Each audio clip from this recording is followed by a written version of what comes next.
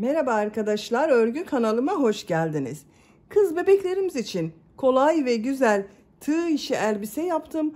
Bugün bu elbise anlatımını sizlerle paylaşmak istiyorum. Ben bugün bu elbise anlatımını 1-2 yaş arası bebek ölçüsüne göre yapıyorum. Siz bu elbiseyi yeni doğan bebek için yapabilirsiniz.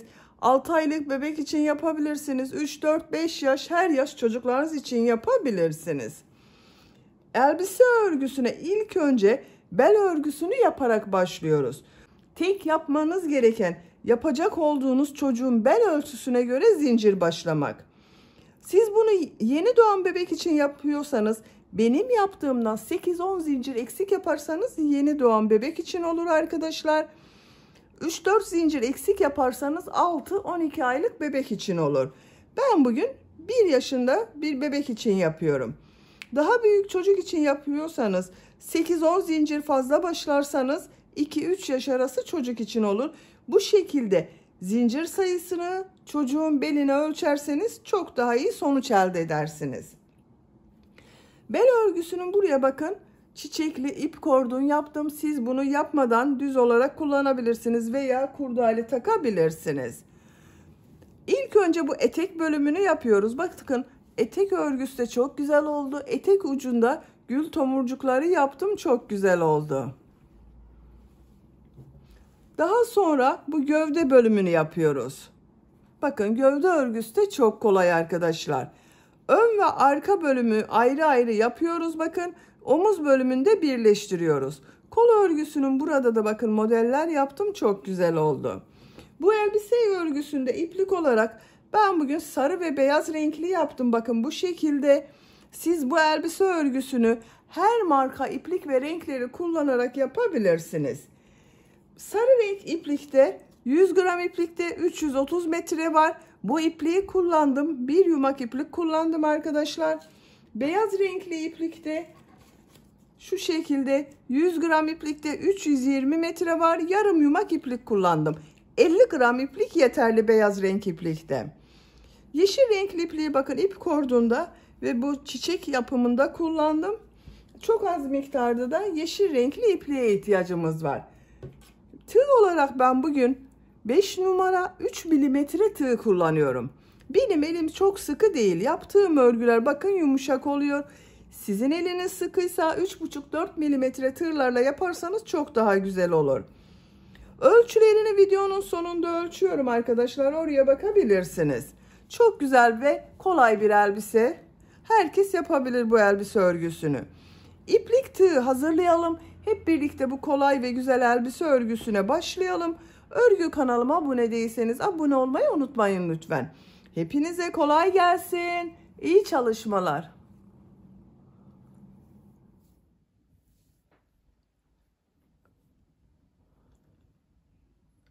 Örgüye bel örgüsünü yaparak başlıyoruz. İlk önce zincir yapıyoruz bakın. İlk ilmeği yaptım. Zincirleri yapmaya başlıyorum. Çok sıkı zincirler yapmıyorum. Yapacak olduğunuz çocuğun bel ölçüsüne göre istediğiniz kadar zincir yapabilirsiniz. Ben 99 zincir yapıyorum.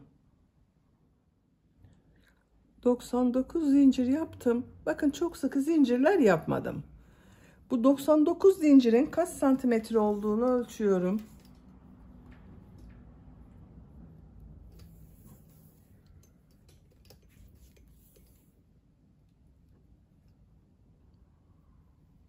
...43 santimetre zincir uzunluğu var. Elimin sıklığına göre 43 santimetre için ben 99 zincir yaptım arkadaşlar. Sizin eliniz sıkıysa daha fazla zincir yapmanız gerekebilir. Bu zincir sayısı yapacak olduğunuz çocuğun bel ölçüsüne göre daha az veya daha çok da yapabilirsiniz arkadaşlar. Bu aşamasında bakın çocuğun beline ölçerek zincir başlarsanız çok daha güzel olur. Bu sırada bu zincirler üzerine trabzan yapıyorum. Bakın tığ üzerine iplik alıyorum. Şu 3 ilmeği atlıyorum. 1, 2, 3, 4. ilmek içine trabzan yapıyorum. Bu 3 ilmek atladığımda bir trabzan oluyor. Zincirler üzerine trabzan yapıyorum.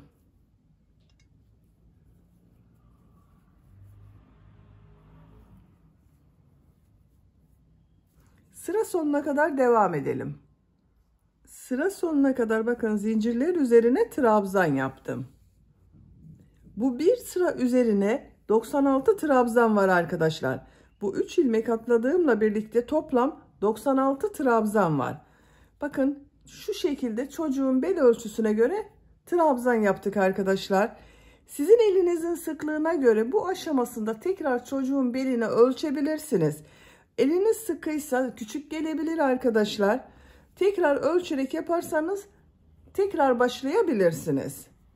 Şimdi bu trabzan sırasını birleştiriyorum. Bakın şu şekilde düzgün yapıyorum.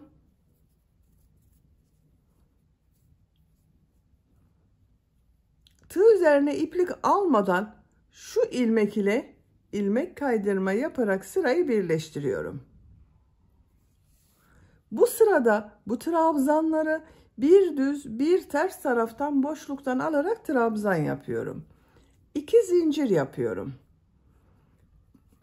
Bu ilk trabzan bakın şu şekilde tığı trabzan boşluğuna takıyorum. Trabzan yapıyorum.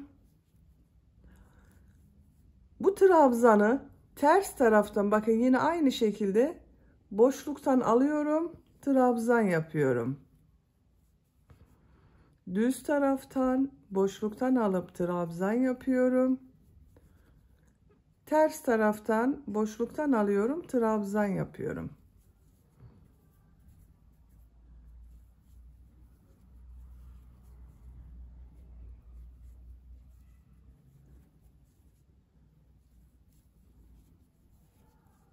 Bu şekilde bir görüntü elde ediyoruz.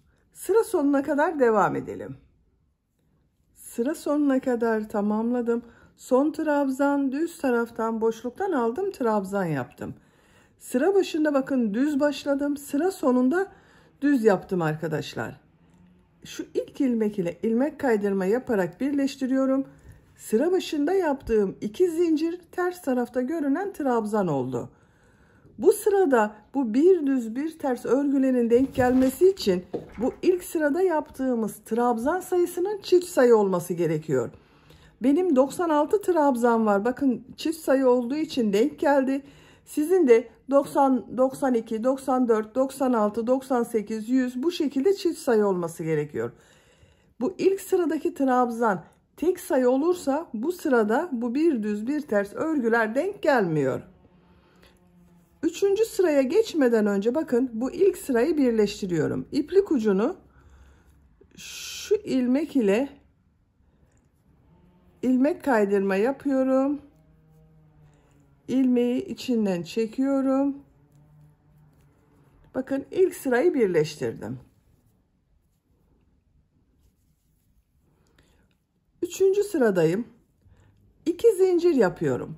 Bu sırada yaptığım bu trabzanları nasıl görüyorsam o şekilde boşluktan alıp trabzan yapıyorum. Düz tarafta görüyorum. Düz taraftan boşluktan alıp trabzan yapıyorum. Ters tarafta görüyorum. Ters taraftan boşluktan alıp trabzan yapıyorum.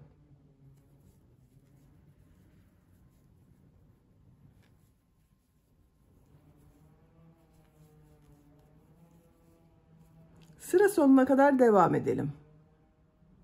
Sıra sonuna kadar tamamladım. Son trabzan yine düz taraftan boşluktan aldım, trabzan yaptım. İlk ilmek ile ilmek kaydırma yaparak birleştiriyorum. Bakın çok sıkı yapmıyorum arkadaşlar. Esnek oluyor bel örgüsü. Dördüncü sıradayım. 2 zincir yapıyorum. Bu sırada yine nasıl görüyorsam o şekilde boşluktan alıp trabzan yapıyorum.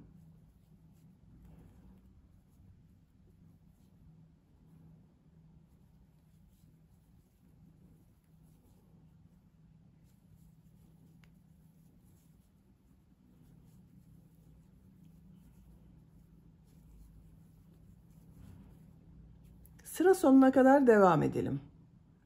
Sıra sonuna kadar tamamladım. İlmek kaydırma yaparak sırayı bitirdim. 4 sıra yaptım. Ben bel örgüsünü burada bitiriyorum arkadaşlar.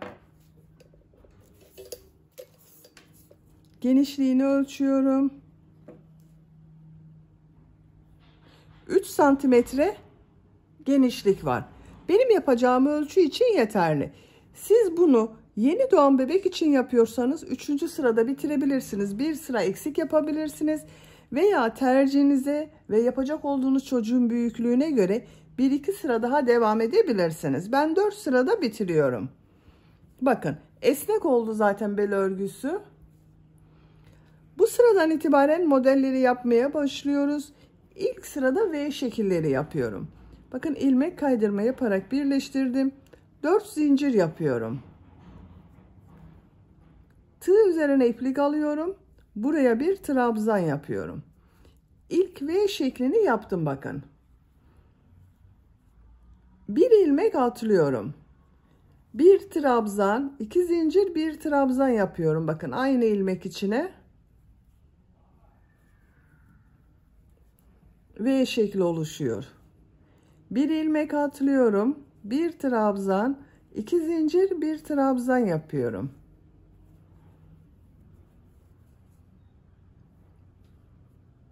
Bir ilmek atlıyorum. Bir trabzan, 2 zincir, bir trabzan yapıyorum. Sıra sonuna kadar devam edelim. Sıra sonuna kadar tamamladım. Bakın bu ilmeğe de bir V şekli yaptım. Burada yaptığım bakın 4 zincir var. Boşluğa tığ takıyorum. İlmek kaydırma yaparak birleştiriyorum. Bu bir sıra üzerinde 48 V şekli oldu arkadaşlar benim.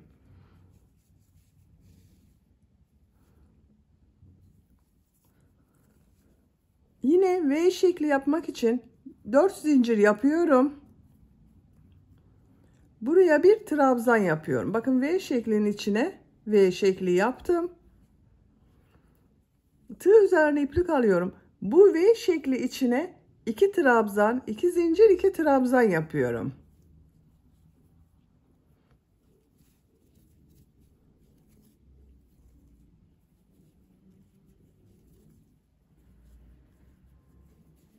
Bakın 2 trabzan, 2 zincir, 2 trabzan yaptım. Bu V şekli içine bir trabzan, 2 zincir, bir trabzan yapıyorum.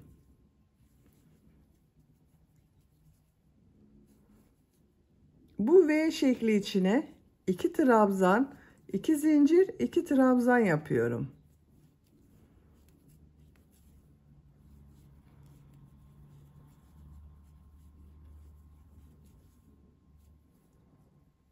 Bir trabzan, 2 zincir, bir trabzan yapıyorum.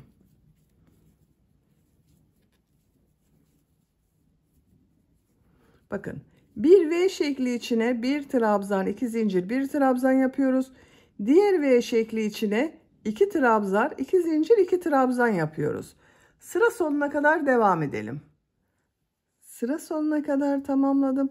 Son V şekli içine 2 trabzan, 2 zincir, 2 trabzan yaptım.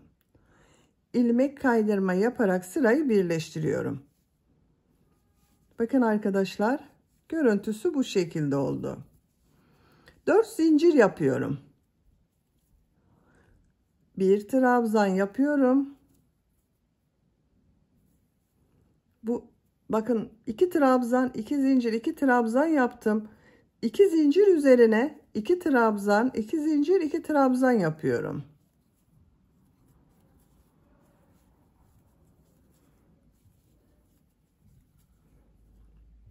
Bir trabzan, 2 zincir, bir trabzan yapıyorum.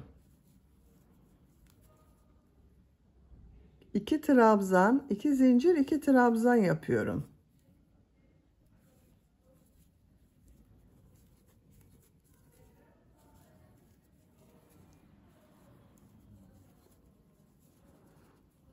Bu 2 trabzan, 2 zincir, 2 trabzan yapıyoruz. Bir trabzan, 2 zincir, bir trabzan yapıyoruz. Sıra sonuna kadar devam edelim. Sıra sonuna kadar tamamladım. İlmek kaydırma yaparak sırayı birleştiriyorum. 4 zincir yapıyorum. Bir trabzan yapıyorum. 2 trabzan, 2 zincir, 2 trabzan yapıyorum.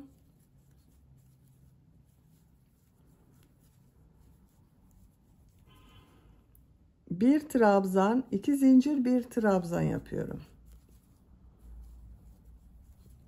Bakın, model bu şekilde devam edecek arkadaşlar. Sıra sonuna kadar devam edelim. İlmek kaydırma yapalım, birleştirelim. Etek bölümünün örgüsünü bakın, görüntüsü bu şekilde.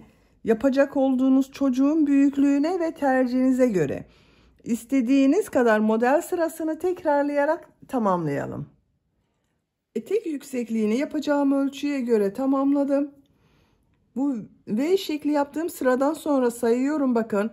2, 4, 6, 8, 10, 12, 14, 16, 18 sıra yaptım.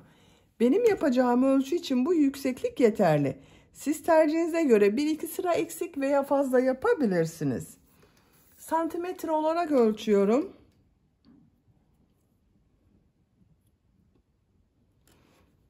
...23 santimetre yükseklik var.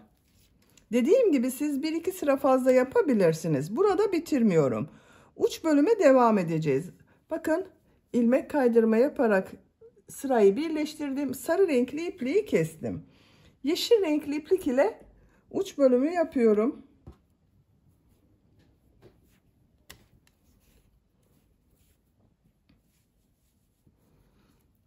Bakın, ilmek kaydırma yaptığım V şekli içinde ipliği bağlıyorum.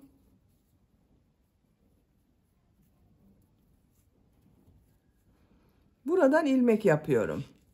4 zincir yapıyorum. Trabzan yapıyorum. Bakın, V şekli yaptım. Bu model ortasına bakın. 2 trabzan, 2 zincir, 2 trabzan yapıyorum. Yeşil renkli iplik ile aynı modeli devam ediyoruz. V şekli içine bir trabzan, 2 zincir, bir trabzan yapıyorum. Sıra sonuna kadar devam edelim. Sıra sonuna kadar tamamladım.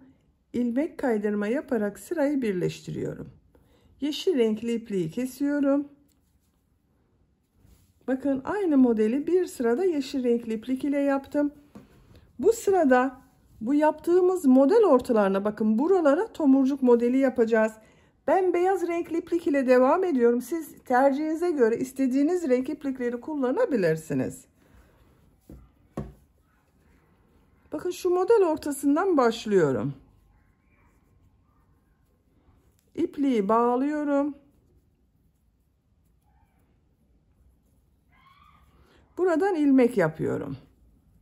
3 zincir yapıyorum. Tığ üzerine iplik alıyorum. Buraya 5 trabzan yapıyorum.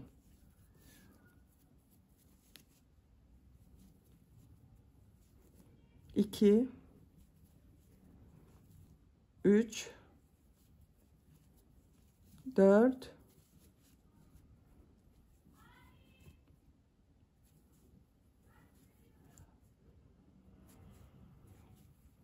5. Bakın, 5 trabzan yaptım. Burada yaptığım 3 zincir ile birlikte 6 trabzan oldu. 2, 4, 6. Tığ bakın çıkarıyorum. İlk yaptığım bu 3 zincirin 3. zincire tığ takıyorum. İplik aldım. İçinden çekiyorum. 7 zincir yapıyorum. 2, 3, 4, 5, 6, 7. Çok sıkı yapmıyorum arkadaşlar zinciri. Diğer model ortasına 6 trabzan yapıyorum.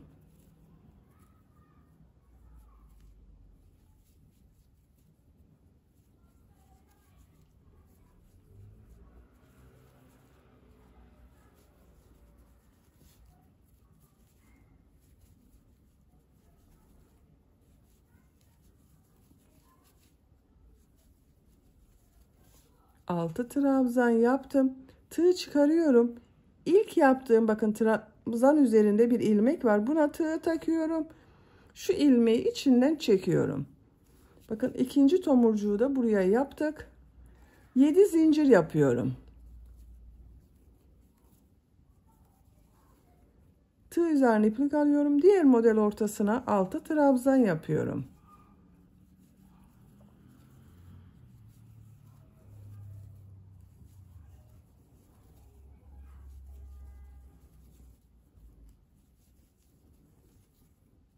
Bakın tığı çıkardım.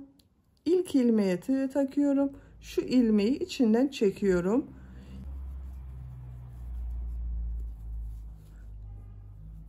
Yine 6 trabzan yapıyorum. Bakın arkadaşlar, bu tomurcuklar çektirmeyecek. Ben 7 trabzan yaptım. Güzel denk geldi. Sizin eliniz sıkıysa bunu 8 veya 9 zincir de yapabilirsiniz. Şu şekilde düzgün görünmesi gerekiyor. Sıra sonuna kadar devam edelim. Sıra sonuna kadar tomurcuk modelini yaptım. Bakın bu tomurcuk modelini yaptım. Sıra sonunda yine 7 zincir yapıyorum.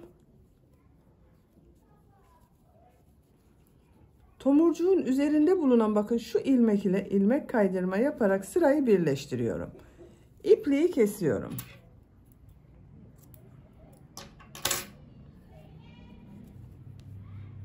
Bakın arkadaşlar, tomurcuk sırasını yaptım. Bakın dediğim gibi aradaki zincirleri 7 zincir yaptım. Benim etek ucu çektirmedi. Sizin çektirdiyse bu zincir sayısını daha fazla başlamanız gerekiyordur.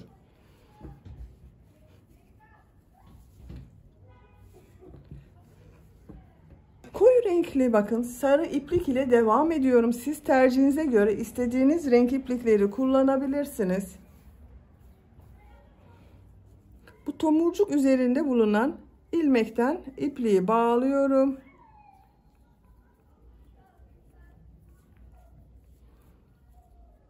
Buradan ilmek yapıyorum.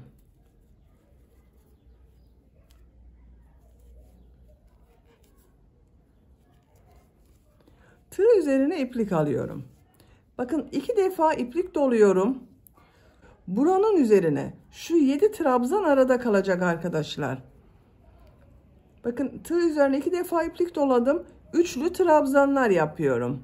7 üçlü trabzan yapıyorum. Bakın 1, 2, 3 defa da çıkarıyorum. Tığ üzerine 2 defa iplik doluyorum. 3 defa da çıkarıyorum bakın. 1, 2, 3. 2 üçlü trabzan oldu. 3, 4, 5, 6, 7. 7 üçlü trabzan yaptım. Burada bakın tomurcuk yaptığım model üzerinde ilmek var. Buna sık iğne yapıyorum. Tığ üzerine 2 defa iplik doluyorum. Buraya da 7 üçlü trabzan yapıyorum. 1, 2, 3, 4, 5, 6, 7. Bakın model üzerinde şu ilmeğe sık iğne yapıyorum. Buraya 7 üçlü trabzan yapıyorum. Bakın bu şekilde oluyor arkadaşlar. Sıra sonuna kadar devam edelim. Sıra sonuna kadar modelleri yaptım. Son yaptığım modeli şu ilk ilmek ile ilmek kaydırma yaparak birleştiriyorum. İpliği kesiyorum. Bakın model bu şekilde oldu. Etek ucu çok güzel oldu.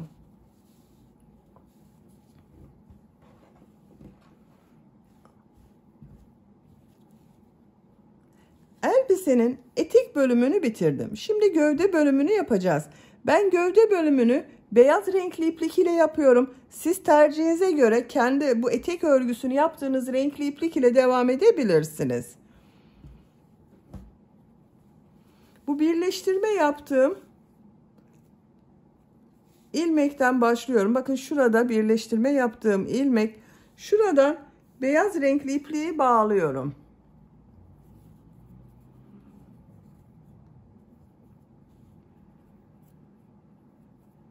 Gövde örgüsünü farklı yapacağız. Gövde örgüsü de çok kolay arkadaşlar. Şuradan bakın bir ilmek yaptım. 3 zincir yapıyorum. Aynı ilmeğe 2 trabzan yapıyorum.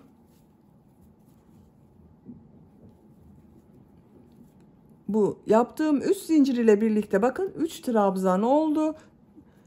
2 ilmek atlıyorum. 3. ilmeğe 3 trabzan yapıyorum. Aynı ilmek içine yapıyorum.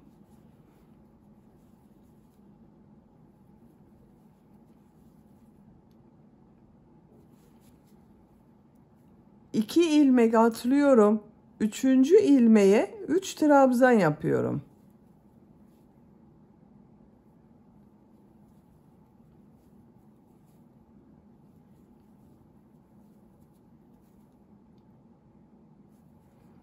İki ilmek atlıyorum.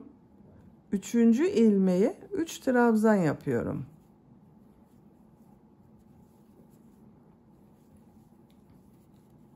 Bakın aynı ilmeğe 3 trabzan yapıyoruz. Arada 2 ilmek atlıyoruz. Bu şekilde model oluyor. Sıra sonuna kadar devam edelim. Sıra sonuna kadar tamamladım. 2 ilmeği atlıyorum. Sıra başında yaptığım bakın bu 3 zincirin 3.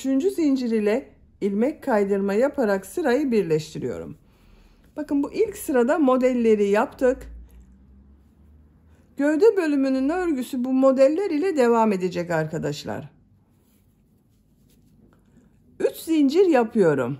İkinci sıradayım. Bu 3 zincir bir trabzan. Sıra sonunda bakın buraya da 2 trabzan yapacağız. Bu 3 zincir ile birlikte 3 trabzan olacak. Şu boşluğa 3 trabzan yapıyorum.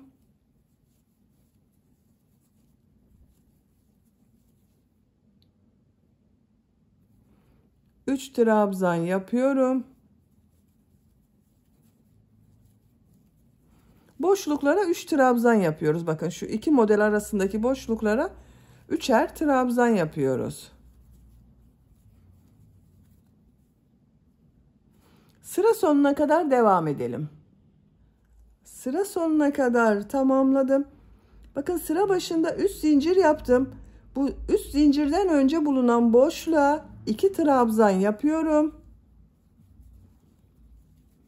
Bakın sıra başında yaptığım bu 3 zincir 3. trabzan olacak. Şu ilmeğe ilmek kaydırma yaparak birleştiriyorum. Bakın 3 trabzan oldu arkadaşlar. 3. sıradayım. 3 zincir yapıyorum. Şu boşluğa 2 trabzan yapıyorum. 3 trabzan yapıyorum.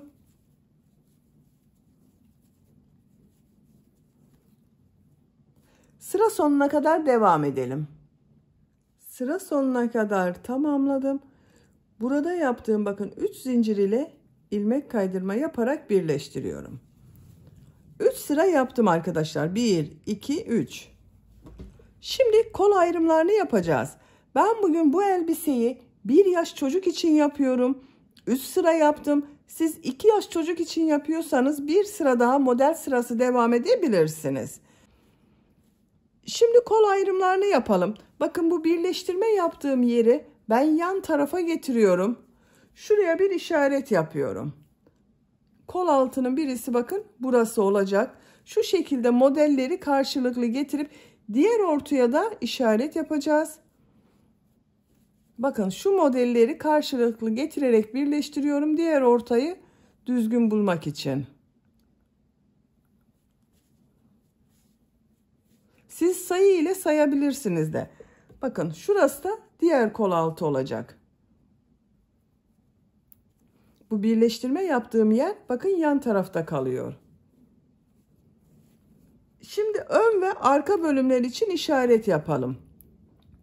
Bakın bu model kol altında kalacak. Şurası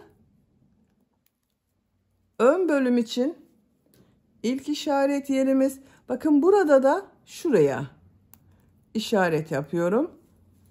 Bu renk ile yaptıklarım ön bölüm olacak. Arka bölüm içinde bakın bundan sonraki boşluğa takıyorum. Bu işaret yaptığım bir model bakın kol altında kalıyor. Burada da aynı şekilde yapıyorum. Bu kol altında yaptığım işaretleri çıkarıyorum. ön ve arka bölümü işaretledik. Çok pratik yaptık bakın arkadaşlar. Dediğim gibi siz modelleri sayıp ortayı da bulabilirsiniz. Şimdi ön bölüm örgüsüne başlıyorum. Bakın ilmek kaydırma yaparak birleştirdim. 3 zincir yapıyorum. Şuraya 3 trabzan yapıyorum.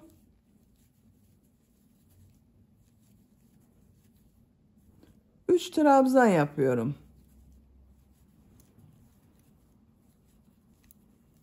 Burada yaptığımız modelin aynısı devam ediyor. İşaret yaptığımız yere kadar devam edelim. Bu işaret yaptığım yere kadar modelleri tamamladım. Tığ üzerine iplik alıyorum. Bakın bu modeli atlıyorum. Şu işaret yaptığım boşluğa bir trabzan yapıyorum.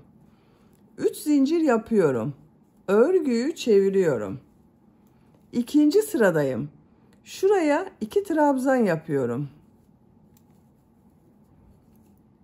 Yaptığım 3 zincir ile birlikte 3 trabzan oldu. 3 trabzan yapıyorum.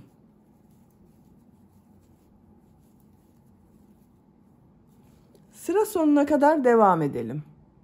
Sıra sonuna kadar tamamladım. Burada yaptığım 3 zincir üzerine 3 trabzan yapıyorum.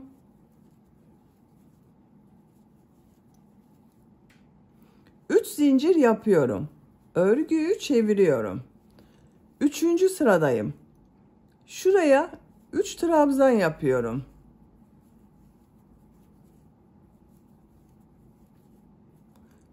Üç trabzan yapıyorum.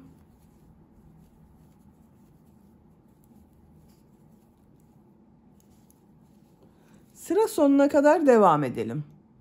Sıra sonuna kadar tamamladım. Şurada yaptığım bakın 3 zincir var. 3. zincir üzerine trabzan yapıyorum. 3 zincir yapıyorum. Örgüyü çeviriyorum. 4. sıradayım. Buraya 2 trabzan yapıyorum. 3 zincir ile birlikte 3 trabzan oldu. 3 trabzan yapıyorum.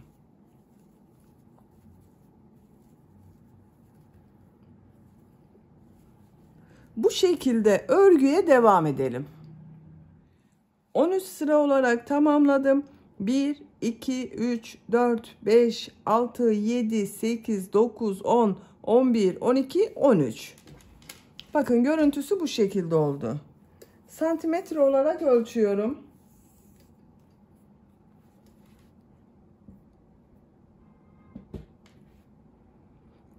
24 santimetre genişlik var. Yüksekliğini ölçüyorum.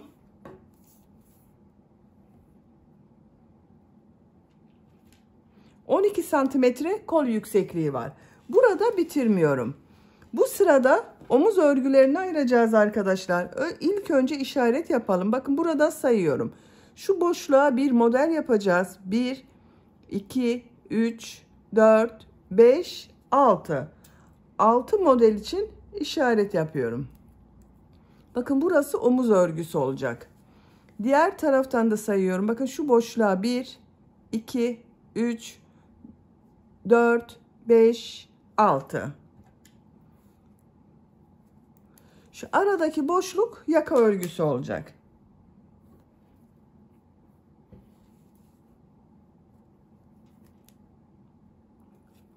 Bakın burada 3 zincir yapıyorum. Örgüyü çeviriyorum. Yine model olarak yapıyoruz. Buraya 2 trabzan yapıyorum. 3 trabzan yapıyorum.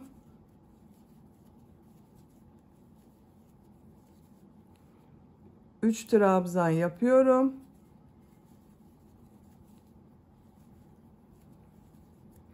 Bakın 1, 2, 3, 4, 5, 6. modeli atlıyorum. Şuraya bir trabzan yapıyorum. Bakın bu şekilde denk geldi. İpliği kesiyorum. Bakın ilk omuz örgüsünü yaptık. Diğer tarafta da aynı yapacağız.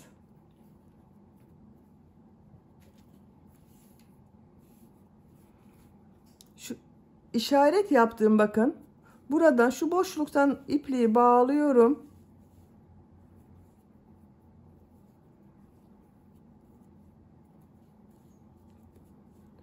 Buradan bir ilmek yapıyorum. 3 zincir yapıyorum. Buraya 3 trabzan yapıyorum.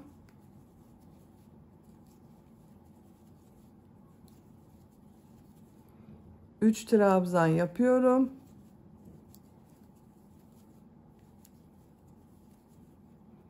Üç trabzan yapıyorum.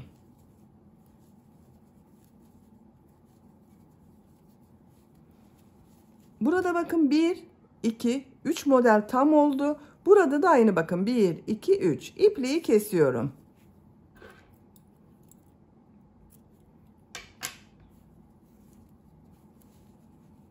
Yaka görüntüsü bu şekilde. Şimdi diğer tarafa başlayalım. Bakın şuradan örgünün gelişine göre bakın tersinden başlıyorum. Şuraya ipliği bağlıyorum. İşaret yaptım. Bakın mavi ile işaret yaptım. Boşluğa ipliği bağlıyorum. Buradan bir ilmek yapıyorum. 3 zincir yapıyorum. Şu modeli atlıyorum. Buraya 3 trabzan yapıyorum.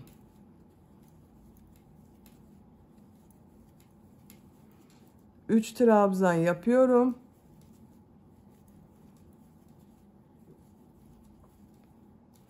Sıra sonuna kadar devam edelim. Bakın şu işaret yaptığımız yere kadar devam edelim. İşaret yaptığım yere kadar modelleri yaptım. Bu işaret yaptığım bakın boşluğa bir trabzan yapıyorum. 3 zincir yapıyorum. Örgüyü çeviriyorum. İkinci sıradayım. Buraya 2 trabzan yapıyorum. 3 zincir ile birlikte 3 trabzan oldu. 3 trabzan yapıyorum. 3 trabzan yapıyorum.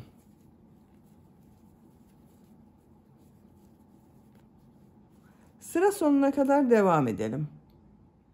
Sıra sonuna kadar tamamladım. Bakın sıra sonunda 3 trabzan yaptım. 3 zincir yapıyorum. Örgüyü çeviriyorum. Bakın bu 3 ilmeği atlıyorum. Buraya 3 trabzan yapıyorum.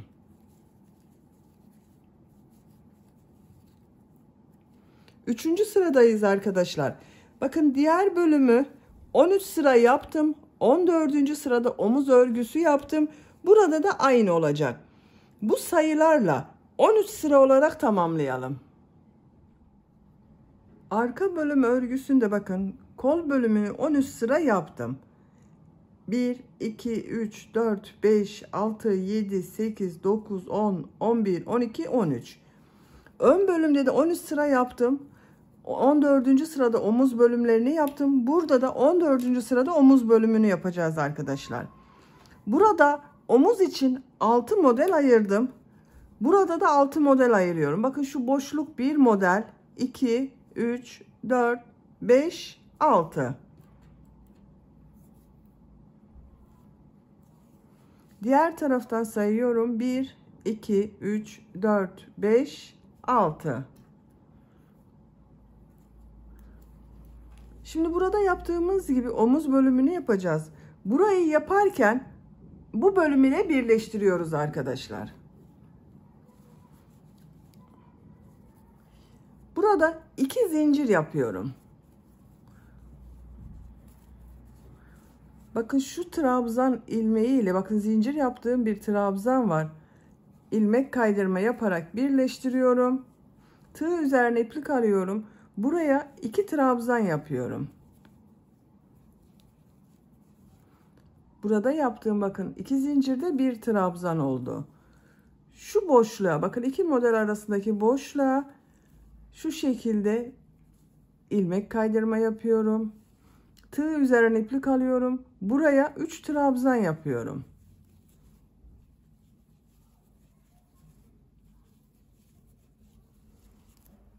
Bakın şu 2 model ortasındaki boşluğa şu şekilde ilmek kaydırma yapıyorum. 3 trabzan yapıyorum.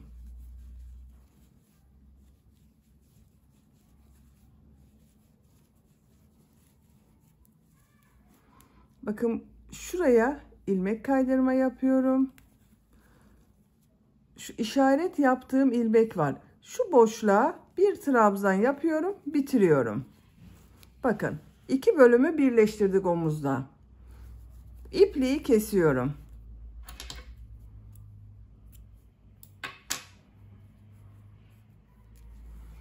Bakın diğer tarafta da şu ilmek bağladığım ilmeğin yanında bulunan boşluğa ipliği bağlıyorum. Bakın görüntüsü bu şekilde oldu. Buradan bir ilmek yapıyorum. 2 zincir yapıyorum.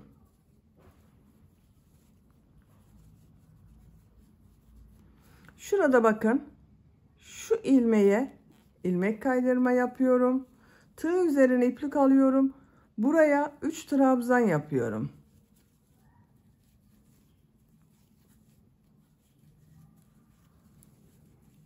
İki model ortasına ilmek kaydırma yapıyorum.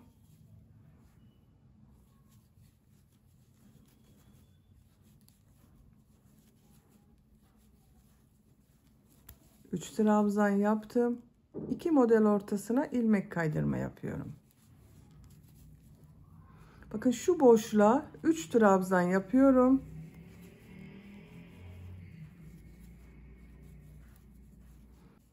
Üç trabzan yaptım. Diğer tarafta bakın son trabzan ile ilmek kaydırma yaparak birleştiriyorum. İpliği kesiyorum.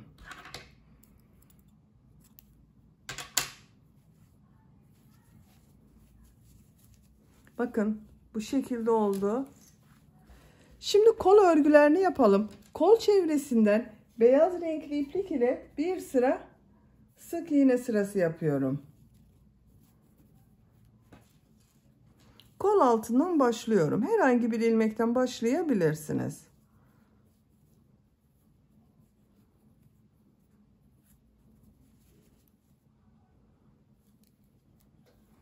İlmek yapıyorum.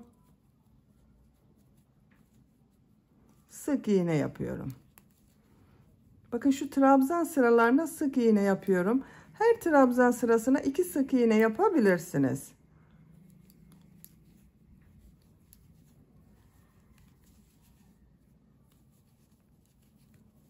Sıra sonuna kadar devam edelim. Sıra sonuna kadar tamamladım. İlk yaptığım sık iğne ile ilmek kaydırma yaparak birleştiriyorum. İpliği kesiyorum.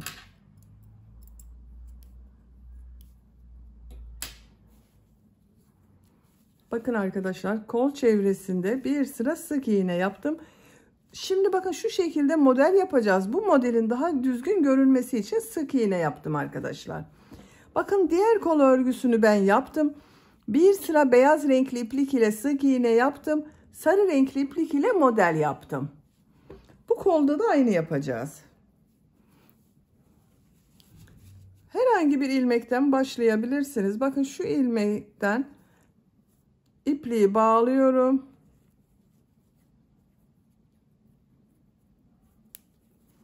Buradan bir ilmek yapıyorum. Tığ üzerine iplik alıyorum. Bir ilmek atlıyorum. Aynı ilmek içine 5 trabzan yapıyorum.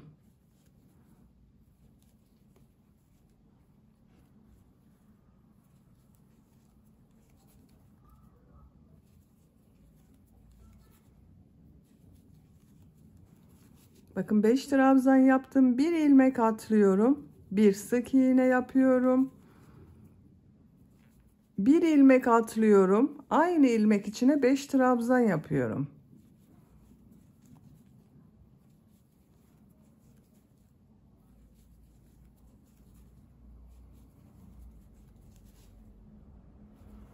Bir ilmek atlıyorum. Sık iğne yapıyorum. Bir ilmek atlıyorum. 5 trabzan yapıyorum.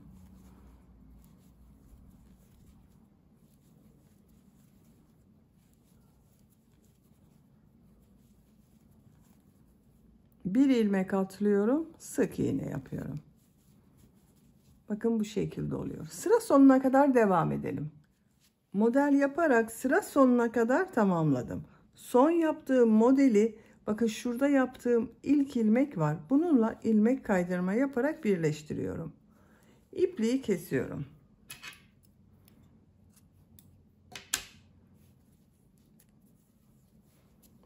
Bakın arkadaşlar, bu şekilde oldu.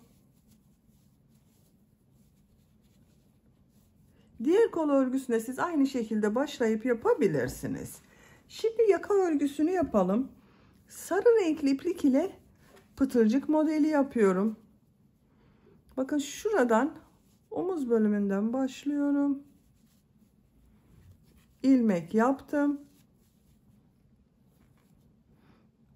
Şuraya bir sık iğne, 2 zincir, bir sık iğne yapıyorum. Şu bir ilmeği atlıyorum. İkinci ilmeğe bir sık iğne, 2 zincir, bir sık iğne yapıyorum. Bir ilmek atlıyorum. Bir sık iğne, 2 zincir, bir sık iğne yapıyorum. Bakın bu şekilde pıtırcık modelleri oluşuyor.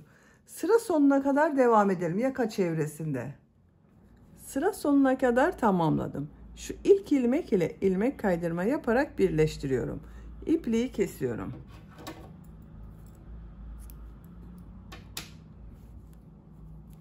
Bakın arkadaşlar, yaka çevresinde pıtırcık model yaptım. Görüntü bu şekilde oldu. Çok güzel oldu.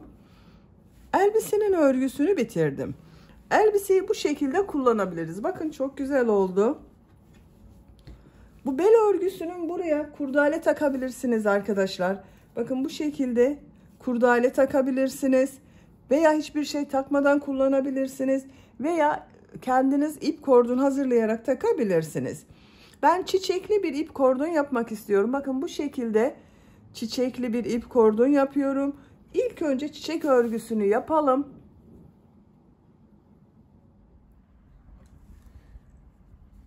Çiçek örgüsünü ilk önce bu orta bölümde bulunan sarı renkli yeri yapıyoruz arkadaşlar.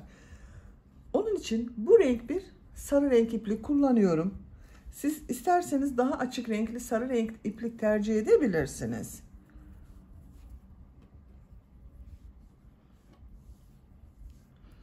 Sihirli halka yapıyorum. Bakın şu şekilde parmağımın üzerine doladım. Bu doladığım ilmekten ilmek yapıyorum. Sihirli halkayı oluşturdum. Bir zincir yapıyorum. Sihirli halka içine 8 sık iğne yapıyorum. Bakın şu şekilde ilmek alıyorum. Bir defa da çıkarıyorum. İlmek alıyorum. Tığ üzerinde 2 ilmek var. Bir defa da çekiyorum bakın. 2 3 4 5 6 7 8 sık iğne yaptım. İplik ucunu çekiyorum. Bakın burayı birleştirdim. İlmek kaydırma yaparak birleştiriyorum. Bakın ilk yaptığım bu sık iğnenin üzerine tığ takıyorum. Bu ipliği de üste alıyorum. Bakın şu şekilde iplik aldım, çektim. Tığ üzerinde bulunan ilmekten de çektim. İlmek kaydırma yaparak burayı birleştirdim.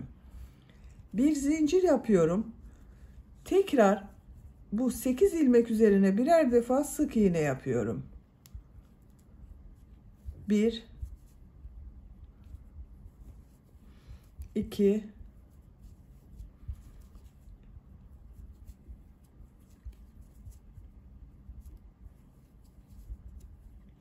Her ilmek üzerine bir sık iğne yapıyoruz arkadaşlar.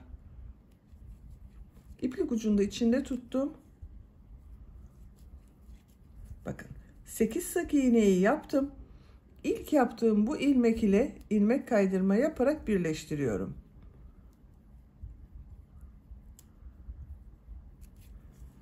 Arttırma yapmadığımız için bakın bu şekilde bir görüntü elde ettik.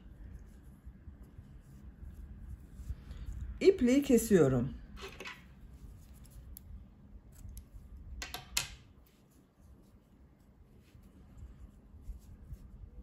Bakın orta bölümünü hazırladık. Şimdi bu beyaz renkli iplik ile bakın bu yaprak bölümlerini yapacağız. Herhangi bir ilmekten başlayabilirsiniz. Ben bu ilmekten başlıyorum. Bakın beyaz renkli iplik ile ilmek yapıyorum buradan.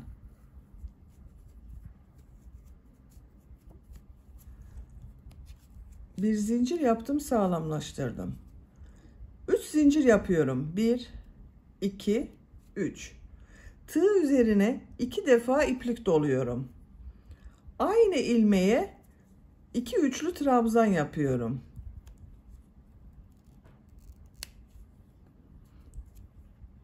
1 2 3 defa da çıkardım bakın. Tekrar 2 defa iplik doluyorum. Üçlü trabzan yapıyorum. 2 üçlü trabzan yaptım. 3 zincir yapıyorum. Bu bakın aynı ilmek içine ilmek kaydırma yapıyorum. Şu iplik uçlarını kesiyorum.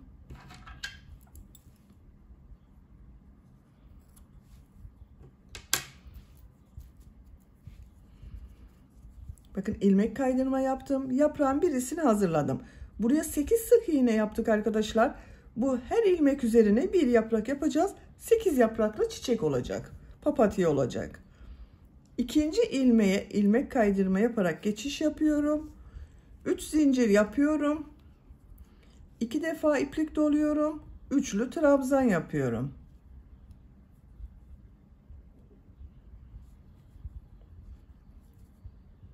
Aynı ilmeğe bir üçlü trabzan daha yapıyorum. 3 zincir yapıyorum. Aynı ilmeğe ilmek kaydırma yapıyorum.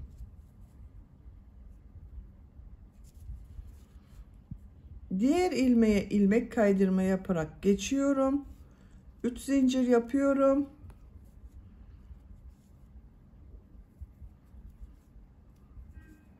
Üçlü trabzan yapıyorum.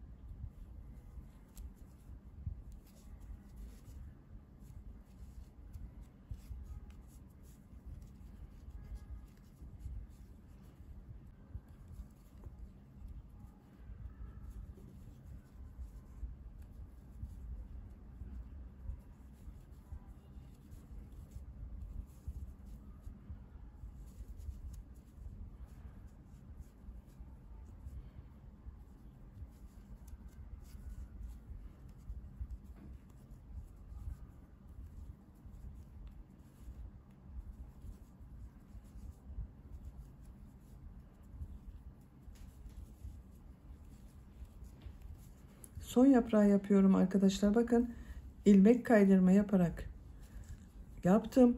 Bu ilk yaptığım yaprak ile bakın tekrar bir ilmek kaydırma yapıyorum. Bitiriyorum. İpliği kesiyorum. Bakın papatyamızı hazırladık.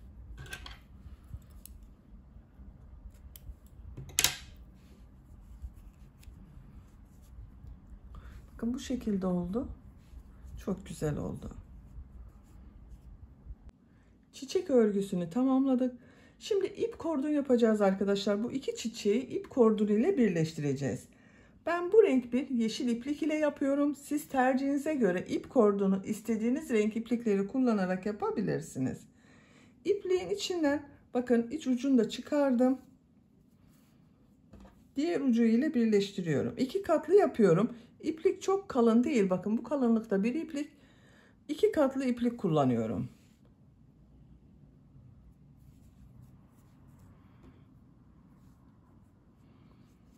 Yaptığım bu çiçeğin bakın ilmek kaydırma yaptığım şu ilmek var.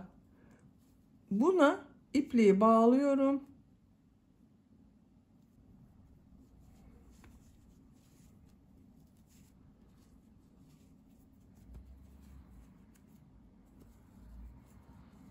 Buradan ilmek yapıyorum. Zincirler yapacağız. Bakın 2 katlı iplik ile. Şu ipliği de şu şekilde içte tutuyorum. Bakın her zincir arasında iplik ucunu kaybetmek için bu şekilde yapıyorum.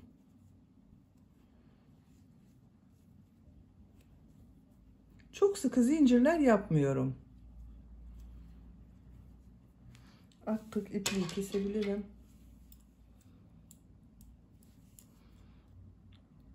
Şu şekilde iplik ucunu kestim.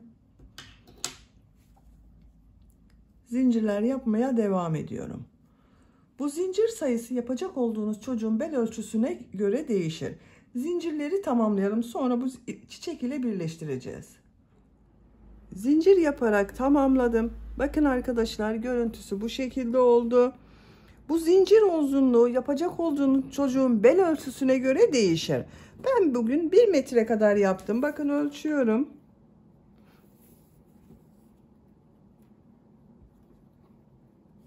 Bakın 50 santimetre ikiye katladım. 1 metre kadar ip kordon yaptım arkadaşlar. Siz tercihinize göre daha uzun veya daha kısa yapabilirsiniz. Bu elbisenin bel örgüsünü buraya takacağız. Bununla birleştirmeden önce bel örgüsünün buraya takıyorum. Daha sonra birleştireceğiz. Bu çiçekten 2 tane yapacağız arkadaşlar. Bakın ben birisini daha önce yaptım. Bu çiçeği sizinle yaptık. İlmek içinden çekiyorum. Bakın ipliği kestim çıkmasın diye. Bel örgüsünün bakın orta noktayı buluyorum. Şu bir, ikinci sıradan takıyorum.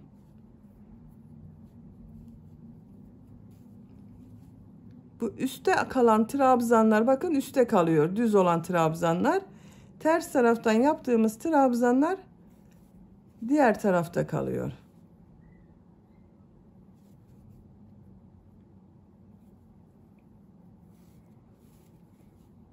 Sıra sonuna kadar devam edelim. İp kordonu bakın bel örgüsünün buraya taktım. Görüntüsü bu şekilde oldu arkadaşlar. Şimdi bu uca da burada yaptığım gibi çiçek ile birleştireceğiz. İlmek ucunu çıkarıyorum bakın şu şekilde. Herhangi bir boşluktan başlayabilirsiniz. Bakın şu aradan başlıyorum. İlmek kaydırma yapıyorum bakın.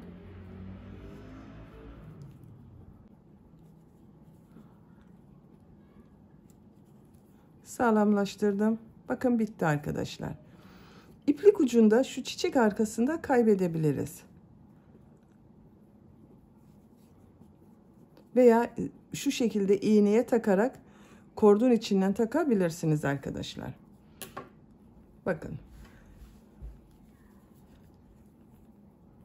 Çok güzel oldu.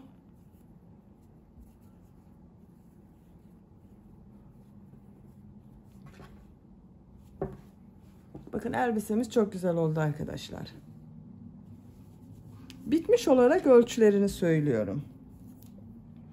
Buradan bel genişliğini ölçüyorum.